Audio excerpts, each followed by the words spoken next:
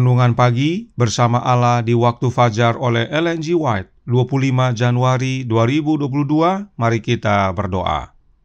Bapa kami yang di sorga, Allah pencipta langit dan bumi, laut dan segala isinya, Allah yang maha besar, maha kuasa, sumber segalanya, yang kami sembah selalu melalui anak-Mu yang tunggal, Yesus Kristus.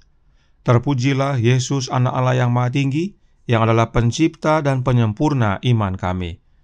Pada pagi hari ini kami bersyukur boleh bangun dan berbakti, dan sebagaimana membaca dan mendengarkan nasihat firman-Mu, kiranya ini menjadi pembaharuan bagi semua, agar kami mengasihi sesama kami. Beserta kami sepanjang perbaktian ini, kehendak-Mu yang jadi. Ampun kami akan dosa dan salah, karena kami berdoa hanya dalam nama anak Allah yang tunggal, Yesus Kristus, yang adalah Tuhan dan Juru Selamat kami. Amin. Renungan hari ini akan dibacakan oleh Ibu Oktolina Siregar. Kepada Ibu Lina, kami persilahkan.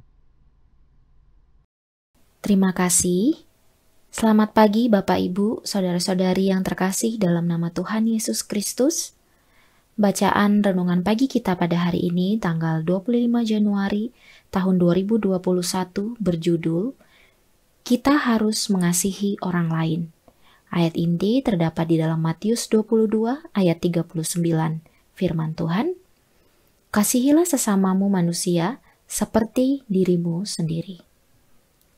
Hukum kasih menuntut pengabdian tubuh, pikiran, dan jiwa demi pelayanan terhadap Allah dan terhadap sesamanya.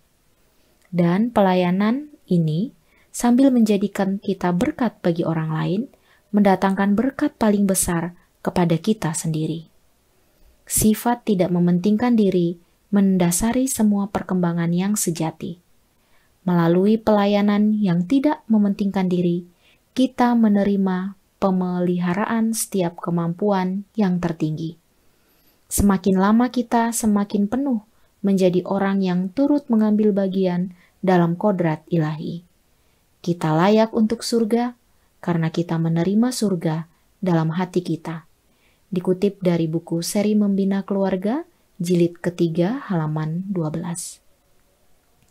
Adalah kebanggaan jahat menikmati kesia-siaan dari karya sendiri, yang membanggakan kualitasnya yang luar biasa, berusaha membuat orang lain tampak lebih rendah dalam upaya meninggikan diri, menuntut lebih banyak kemuliaan daripada yang bersedia diberikan oleh hati yang dingin kepada Tuhan. Murid-murid Kristus akan memperhatikan instruksi dari guru mereka. Dia telah meminta kita untuk saling mengasihi, bahkan seperti Dia telah mengasihi kita. Agama didirikan di atas kasih kepada Tuhan, yang juga menuntun kita untuk saling mengasihi. Itu penuh dengan rasa syukur, kerendahan hati, dan panjang sabar. Itu adalah pengorbanan diri, sabar, penyayang, dan pemaaf. Itu menguduskan seluruh hidup dan memperluas pengaruhnya atas orang lain. Mereka yang mencintai Tuhan tidak bisa menyimpan kebencian atau iri hati.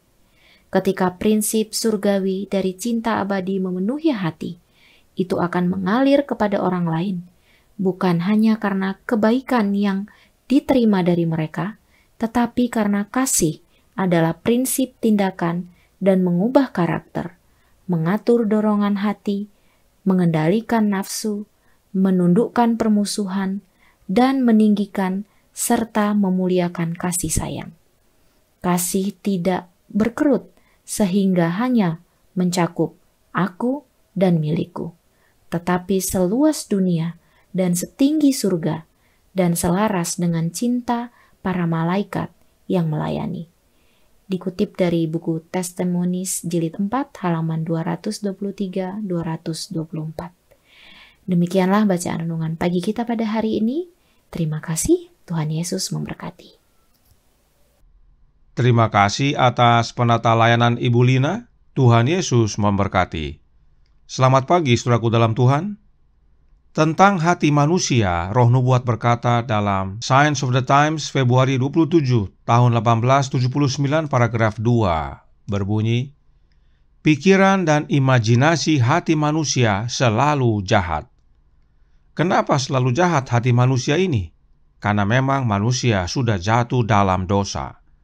Oleh karenanya, bagaimana caranya agar kita manusia dapat mengasihi sesama kita manusia? Sudah tentu dengan cara menerima kasih tinggal dalam hati kita.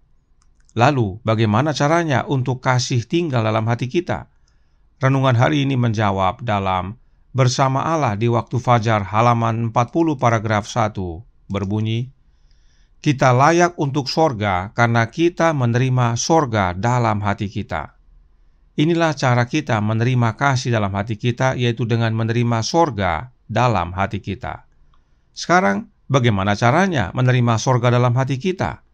Suratnya nomor 25 tahun 1902 paragraf 27 menjelaskan, dalam memberikan anaknya ke dunia kita, Allah memberikan seluruh sorga. Jadi, pada waktu Allah mengaruniakan anaknya yang tunggal bagi kita di dunia ini, itu sama dengan Allah memberikan seluruh sorga. Memiliki sorga dalam hati adalah sama dengan memiliki Kristus dalam hati, sebab Kristus itulah seluruh sorga. Lalu, bagaimana hubungannya dengan kasih dan mengasihi orang lain?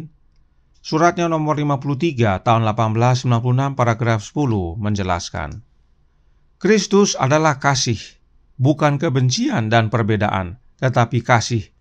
Kehidupan dan kebenaran tinggal dalam atmosfer ini. Pikirkan pemikiran-pemikiran dan lakukan tindakan Kristus.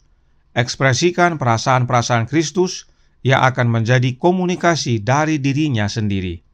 Itu adalah pekerjaan Roh Kudus-Nya, dan jiwa yang paling dalam ditarik keluar kepada Kristus dan bertahan dan menjadi dikuasai oleh Roh Kristus. Kemudian kita bekerja di dalam Kristus. Bapa adalah kasih, dan karena Yesus adalah anaknya Allah yang adalah kasih, maka alamiah keduanya sama, yaitu kasih.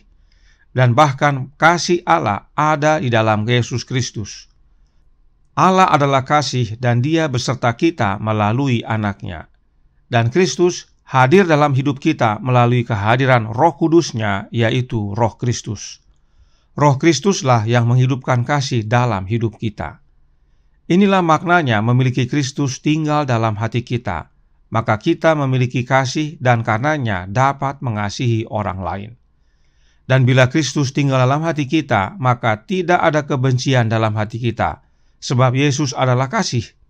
Itu sebabnya renungan hari ini berkata, Bersama Allah di Waktu Fajar halaman 40 paragraf 3. Mereka yang mencintai Tuhan tidak bisa menyimpan kebencian atau iri hati.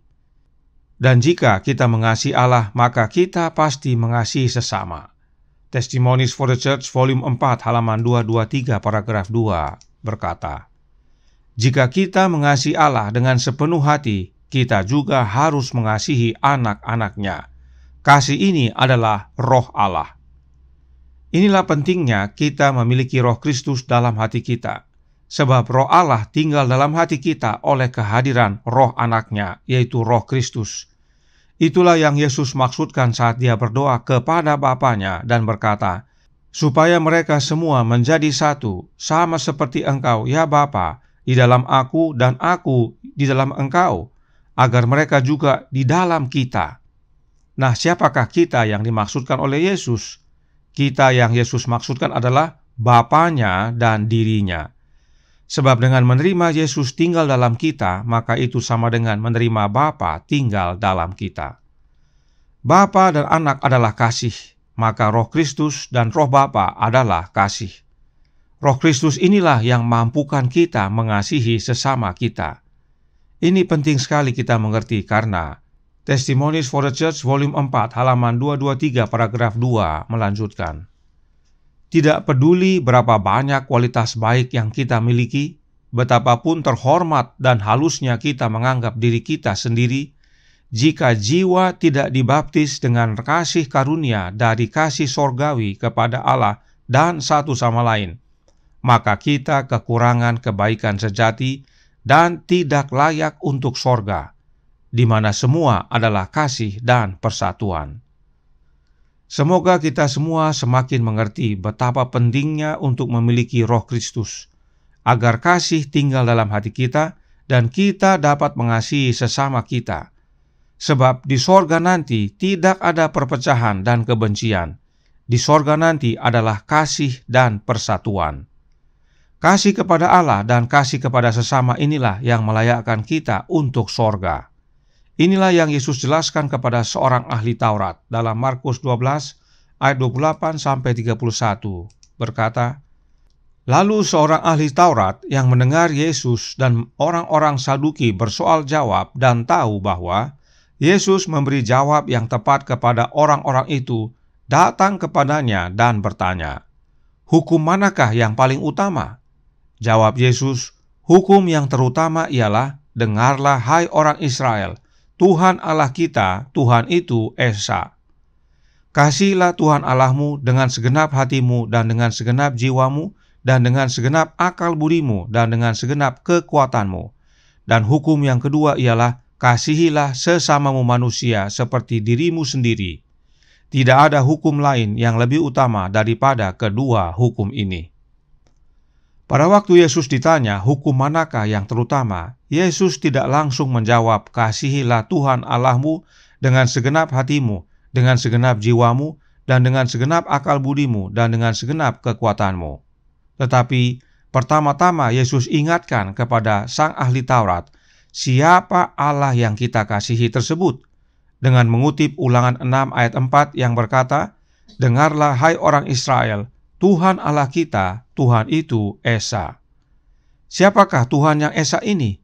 Sebagaimana penjelasan Alkitab dan nubuat yang kita sudah ikuti beberapa hari yang lalu, Dia adalah Allah Bapa yang bernama Jehova. Jadi, hukum yang terutama adalah untuk mengasihi Allah Bapa dengan segenap hati, jiwa, akal budi, dan kekuatan kita. Baru sesudah itu kita dapat mengasihi sesama kita seperti diri kita sendiri. Apakah respon dari sang ahli Taurat yang tentunya ahli bahasa Ibrani?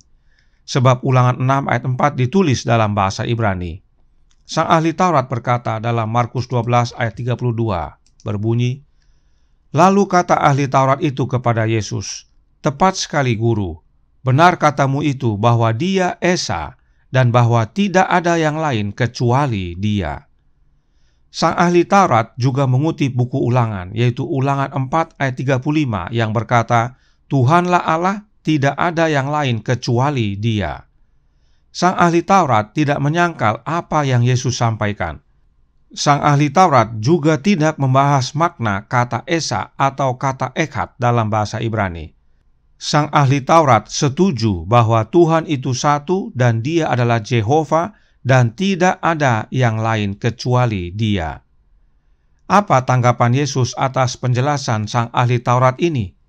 Markus 12 ayat 34 berkata, Yesus melihat bagaimana bijaksananya jawab orang itu, dan Ia berkata kepadanya, "Engkau tidak jauh dari kerajaan Allah." Dan seorang pun tidak berani lagi menanyakan sesuatu kepada Yesus. Mengapa Yesus berkata demikian? Mengapa sang ahli Taurat tidak jauh dari kerajaan Allah? Kita baca penjelasan Roh Nubuat dalam Kerinduan Segala Zaman, buku kedua, halaman 236, paragraf pertama. Berbunyi, ahli Taurat sudah dekat pada kerajaan Allah. Dalam hal ia mengakui perbuatan kebenaran sebagai sesuatu yang lebih berkenan kepada Allah daripada korban bakaran dan persembahan sembelihan. Tetapi ia perlu mengakui tabiat ilahi Kristus dan oleh percaya padanya menerima kuasa untuk melakukan perbuatan kebenaran.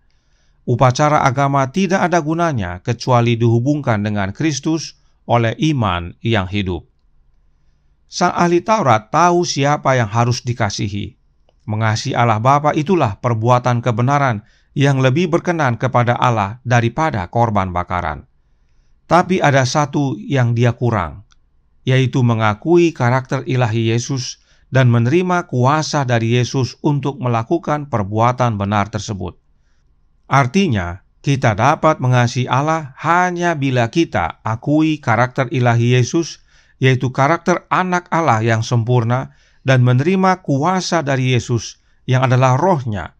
Roh Kristuslah yang mampukan kita untuk mengasihi Allah Bapa dengan segenap hati, jiwa, akal budi, dan kekuatan kita. Inilah yang tidak dimiliki oleh sang ahli Taurat. Karenanya, dia hanya dekat dengan kerajaan Allah.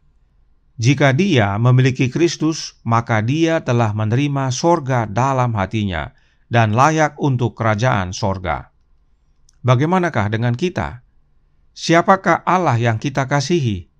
Pastikan Allah yang kita kasihi adalah Allah Bapa, dan satu-satunya cara untuk mengasihi Dia adalah dengan menerima Kristus dalam hati kita. Sebab Kristus adalah kasih, sama dengan Bapanya yang adalah kasih. Dan dengan menerima Kristus dalam hati kita, kita tidak hanya mengasihi Allah Bapa, tetapi mengasihi sesama juga. Kiranya ini menjadi sukacita dan pembaharuan bagi kita semua. Tuhan memberkati, saya bawa dalam nama Yesus. Amin. Mari kita berdoa. Bapa kami yang di sorga, Allah pencipta langit dan bumi, laut dan segala isinya, Allah yang maha besar, maha kuasa, sumber segalanya, yang kami sembah selalu melalui anak-Mu yang tunggal, Yesus Kristus.